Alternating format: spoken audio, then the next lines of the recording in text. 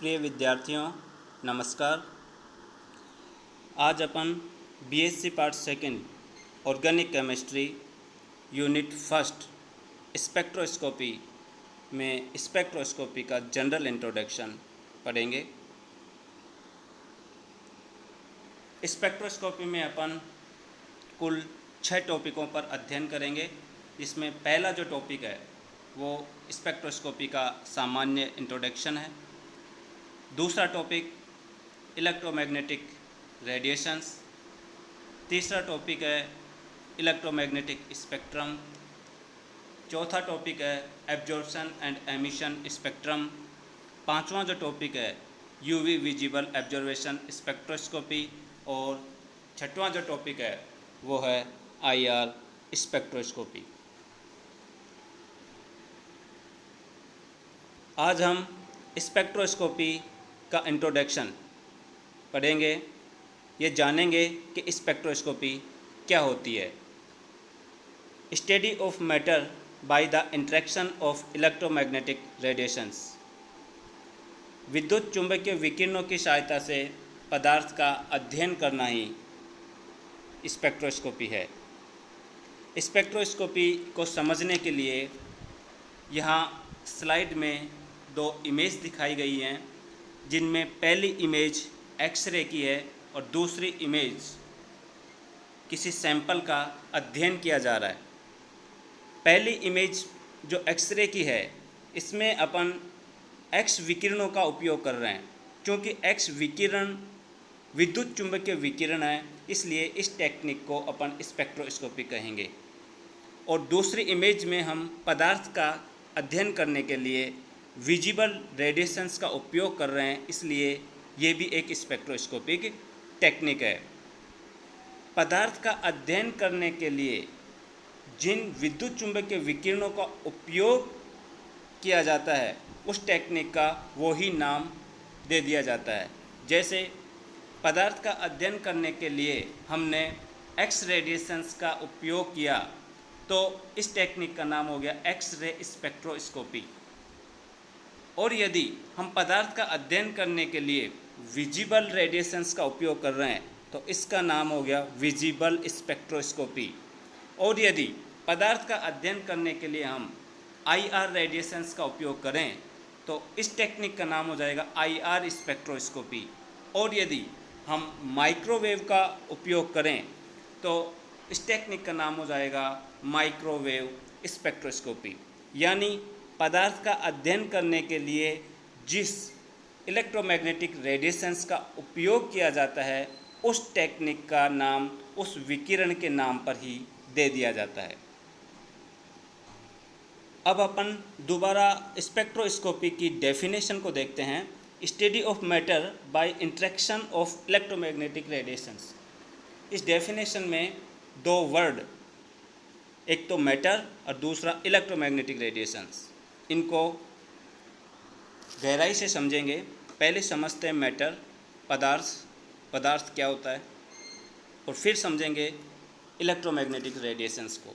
पहले पदार्थ के बारे में चर्चा करते हैं कि पदार्थ क्या होता है। Everything which possess mass and occupy space. इस ब्रह्मांड में वो कुछ जिसमें द्रव्यमान होता है और स्थान घेरता है उसको अपन पदार्थ कहेंगे। दूसरा वर्ड है इलेक्ट्रोमैग्नेटिक रेडिएशंस, विद्युत चुंबकीय विकिरण।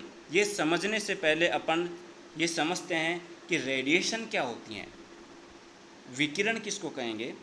तो रेडिएशन है the emission of energy in the form of waves और सब एटॉमिक पार्टिकल। ऊर्जा का तरंगों के रूप में या सब एटॉमिक पार्टिकल्स के रूप में उत्सर्जन ही रेडिएशन होता है। एग्जाम्पल यदि देखें अपन रेडिएशंस का, तो सारी की सारी इलेक्ट्रोमैग्नेटिक रेडिएशंस जो हैं, इलेक्ट्रोमैग्नेटिक वेव जो हैं, वो रेडिएशंस का एग्जाम्पल है। इसके अलावा अल्फ़ा और बीटा रेडिएशन भी इलेक्ट्रो रेडिएशंस का एग्जाम्पल है। यहाँ इमेज दिखाई गई है अल्फ़ा और बीटा पार्टिकल्स की और गामा रेडिएशंस की। अल्फ़ा और बीटा को अपन ने पार्टिकल कहा है, जबकि गामा को अपन ने वेव कहा है। अल्फ़ा और बीटा पार्टिकल हैं और गामा वेव हैं। क्योंकि गामा जो रेडिएशंस हैं ये ट्रेवल करती हैं विद ऑसिलेशन, तो इनको अपन ने वेव कहा है। और अल्फ़ा और बीटा को अपन ने पार्टिकल कहा है, क्योंकि ये ट्रेवल करते हैं एक स्ट्रेट लाइन में। तो यहाँ हमारे सामने नेक्स्ट क्वेश्चन जो जनरेट हो गया वो ये हो गया कि वेव किसको कहेंगे। Wave transfer of energy from one place to another place with oscillations, यानी एनर्जी का एक स्थान से दूसरे स्थान पर ऑसिलेशन के साथ में ट्रांसफ़र होना वेव का उदाहरण है। वेव की अपनी अपनी कैरेक्टरिस्टिक्स होती है, वेवलेंथ होती है, एम्पलीट्यूड होता है और नोडल प्लेन होता है, क्रिस्ट होता है, थ्रोट होता है। यहाँ एक क्वेश्चन जो जनरेट हो रहा है, ऑसिलेशन। ऑसिलेशन क्या होता है?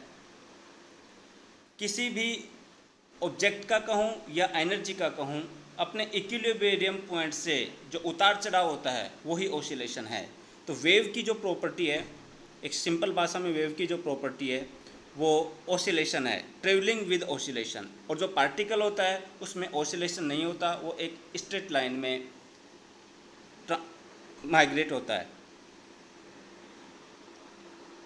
नेक्स्ट अपन जो वेव है, वेव के जो फिनोमिना हैं, फिजिकल फिनोमिना, उनके बारे में जानेंगे कि वो कौन कौन से फिजिकल फिनोमिना हैं जो वेव शो करती है, पार्टिकल शो नहीं करता। या ये कहूँ कि अपन डिफ्रेंशिएट कैसे करेंगे एक स्मॉल सब एटॉमिक पार्टिकल में और एक वेव में। और कुछ वो करैक्टर हैं, कुछ वो अभिलाक्षणिक गुण हैं वेव के जो केवल वेव ही दिखाती है, एक स्मॉल पार्टिकल नहीं दिखाता। उनमें वेव के 4 अभिलाक्षणिक गुण हैं। पहला जो गुण है वेव का वो है रिफ्लेक्शन, दूसरा है रिफ्रैक्शन, तीसरा है डिफ्रैक्शन और चौथा है इंटरफेरेंस। ये चारों के चारों जो गुण हैं ये वेव में ही होते हैं, पार्टिकल में नहीं होते। तो इनका एक एक करके अध्ययन करते हैं कि रिफ्लेक्शन क्या होता है। रिफ्लेक्शन सम और all of a wave bounce back in to the first medium when hitting boundary of a second medium. यहाँ इमेज को आप देखिए, इस इमेज में जो इंसिडेंट रेडिएशन है ये जब किसी दूसरे मीडियम से की बाउंड्री से टकराती है तो टकराने के बाद में ये वापस बैक रिफ्लेक्ट हो जाती है, इसी को अपन रिफ्लेक्शन कहेंगे। और यदि इंसिडेंट रेडिएशन पुनः बैक रिफ्लेक्ट ना हो करके अपने एंगल में चेंज कर ले तो उसे अपन रिफ्रैक्शन कहेंगे। तो रिफ्रैक्शन क्या हो गया? The change in direction of a wave as it cross the boundary between two medium in which the wave traverse at different speed. दोनों के दोनों मीडियम में जो वेव है उसकी ट्रेवलिंग स्पीड है वो अलग अलग होगी, कि दोनों मीडियमों की डेंसिटी जो अलग है वो अलग अलग है। अब अपन देखते हैं डिफ्रैक्शन क्या होता है। Diffraction when wave pass through small opening and encounters with obstacle that the bending of wave is called diffraction. जब किसी वेव को एक स्मॉल स्प्लिट से, किसी सूक्ष्म छिद्र से पास किया जाए तो उसका जो बेंडिंग है, उसके माइग्रेटिंग डायरेक्शन से जो बेंडिंग है वो ही क्या होगी? डिफ्रैक्शन हो गई। ये बेंडिंग किसी स्मॉल पार्टिकल से जब वेव का इनकाउंटर होता है तब भी ये बेंडिंग होती है, उसको भी अपन डिफ्रैक्शन कहेंगे। तो डिफ्रैक्शन, किसी वेव का डिफ्रैक्शन 2 जगह देखा जा सकता है, या तो किसी वो पार्टिकल से टकराए या वो फिर किसी स्मॉल स्प्लिट से पास हो। चौथा जो महत्वपूर्ण इम्पोर्टेंट फीचर है, फिनोमिना है वेव का, वो है इंटरफ्रेंसी। इंटरफ्रेंसी क्या होते हैं? Meeting of waves in same medium during travelling. Travelling के दौरान दो वेव्स का आपस में मिलना ही इंटरफ्रेंस होता है। ये इंटरफ्रेंस दो तरीके का हो सकता है, एक तो पॉजिटिव इंटरफ्रेंस और एक नेगेटिव इंटरफ्रेंस। पॉजिटिव इंटरफ्रेंस को अपन कंस्ट्रक्टिव इंटरफ्रेंस भी कह सकते हैं और नेगेटिव जो इंटरफ्रेंस है उसको डिस्ट्रक्टिव इंटरफ्रेंस भी कह सकते हैं। कंस्ट्रक्टिव इंटरफ्रेंस में क्या होता है, interfering waves have displacement in same direction. जो वेव आपस में मीटिंग जिन मिल रही हैं वो उनकी यदि उनका डिस्प्लेसमेंट यदि सेम डायरेक्शन में है, इक्विलिब्रियम पॉइंट से जो डिस्प्लेसमेंट होता है वो सेम डायरेक्शन में है, तो ऐसी जो मीटिंग है उसको अपन कंस्ट्रक्टिव इंटरफ्रेंस कहेंगे। और डिस्ट्रक्टिव इंटरफ्रेंस में जो डिस्प्लेसमेंट होता है वेव्स का वो अपोजिट डायरेक्शन में होता है और जो रिजल्ट होता है वो इक्विलिब्रियम पॉइंट पर आकर के रुक जाता है। यानी डिस्ट्रक्टिव इंटरफ्रेंस के अंदर जो एम्पलीट्यूड होता है वो इक्विलिब्रियम पॉइंट पर आकर के ठहर जाता है या कहूँ जीरो हो जाता है, और कंस्ट्रक्टिव इंटरफ्रेंस में जो एम्पलीट्यूड है, रिजल्टेंट एम्पलीट्यूड है, वो बढ़ जाता है। आज की क्लास में अपन इतना ही पढ़ेंगे। अगली क्लास में अपन इलेक्ट्रोमैग्नेटिक रेडिएशन